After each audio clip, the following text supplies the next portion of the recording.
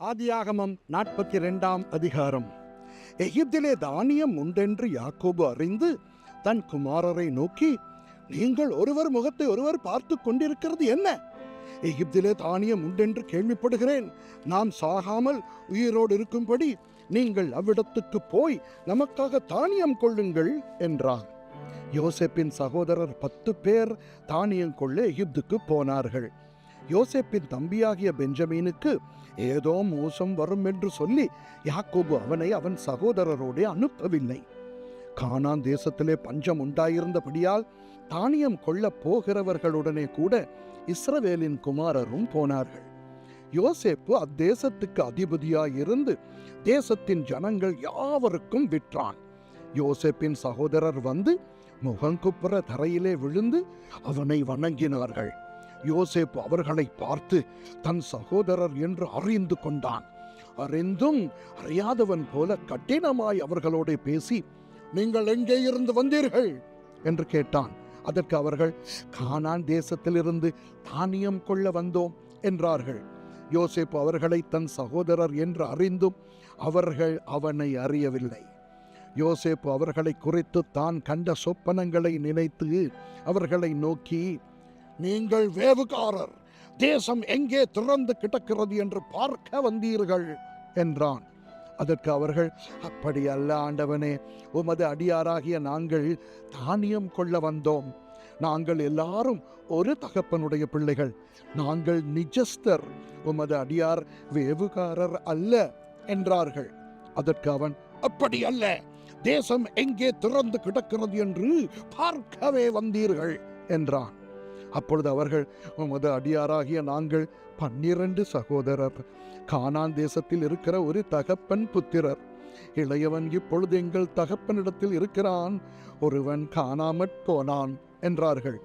யோசேப்பு அவர்களை நோக்கி, உங்களை வேவுகாரர் என்று நான் சொன்னது சரி. உங்கள் இளைய சகோதரன் இங்கே வந்தால் ஒழிய நீங்கள் இங்கே இருந்து புறப்படுவது இல்லை என்று பார்வோனின் ஜீவனை கொண்டு ஆணையிட்டு சொல்லுகிறேன். இதனாலே நீங்கள் சோதிக்கப்படுவீர்கள். உங்கள் சகோதரனை அழைத்து வரும்படி உங்களில் ஒருவனை அனுப்புங்கள். உங்களிடத்தில் உண்மை உண்டோ இல்லையோ என்று உங்கள் வார்த்தைகள் சோதிக்கப்படும் அளவும் நீங்கள் காவலில் இருக்க வேண்டும். இல்லாவிட்டால் நீங்கள் வேவுகாரர் தான் என்று பார்வோனின் ஜீவனை கொண்டு ஆணையிட்டு சொல்லுகிறேன் என்று சொல்லி அவர்கள் எல்லாரையும் 3 நாள் காவலிலே வைத்தான். 3ஆம் நாளிலே யோசேப்பு அவர்களை நோக்கி, நான் தேவனுக்கு பயப்படுகிறவன். நீங்கள் உயிரோடு இருக்கும்படிக்கு ஒன்று செய்யுங்கள். நீங்கள் நிஜஸ்தரானால் சகோதரராகிய உங்களில் ஒருவன் காவற்கூடத்தில் கட்டுண்டிருக்கட்டும்.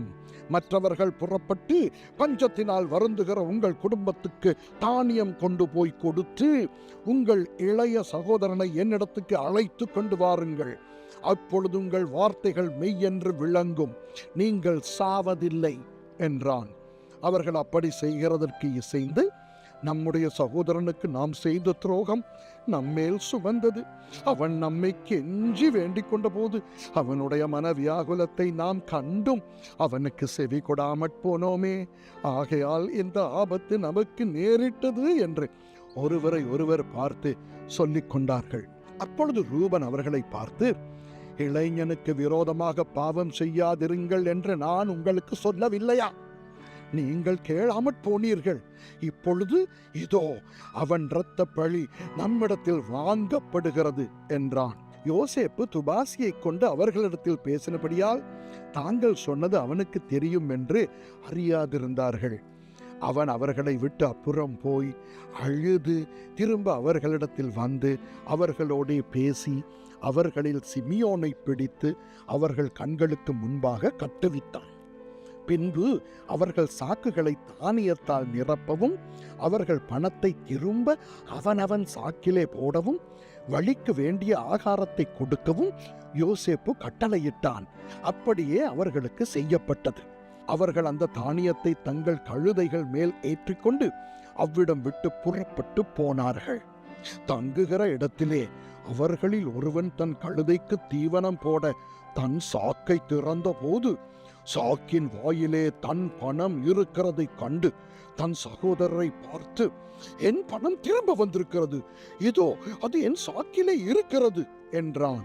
அப்பொழுது அவர்களுடைய இருதயம் சோர்ந்து போய் அவர்கள் பயந்து ஒருவரை ஒருவர் பார்த்து, தேவன் நமக்கு இப்படி செய்தது என்ன என்றார்கள்.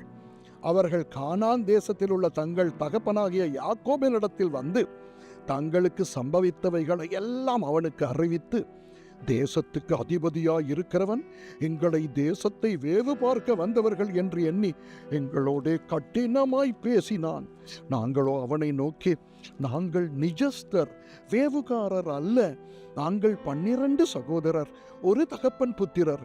ஒருவன் காணாமற் போனான், இளையவன் இப்பொழுது கானான் தேசத்தில் எங்கள் தகப்பனிடத்தில் இருக்கிறான் என்றோம். அப்பொழுது தேசத்தின் அதிபதியானவன், நீங்கள் நிஜஸ்தர் என்பதை நான் அறியும்படி உங்கள் சகோதரரில் ஒருவனை நீங்கள் என்னிடத்தில் விட்டு பஞ்சத்தினால் வருந்துகிற உங்கள் குடும்பத்துக்கு தானியம் வாங்கி கொண்டு போய் கொடுத்து உங்கள் இளைய சகோதரனை என்னிடத்தில் அழைத்து கொண்டு வாருங்கள்.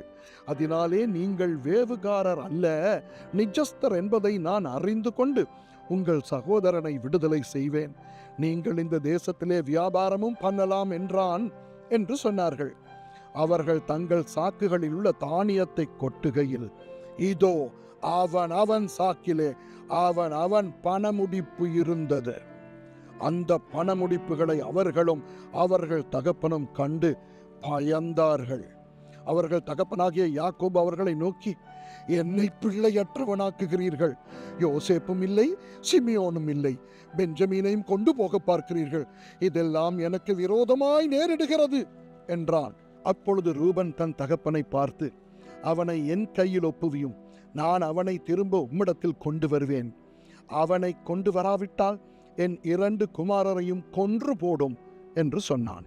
அதற்கு அவன், என் மகன் உங்களோட கூட போவதில்லை. அவன் தமையன் இறந்து போனான், இவன் ஒருவன் மீதியாயிருக்கிறான். நீங்கள் போகும் வழியில் இவனுக்கு மோசம் நேரிட்டால் நீங்கள் என் அரைமயிரை சஞ்சலத்தோடே பாதாளத்தில் இறங்க பண்ணுவீர்கள் என்றான். ஆமென்.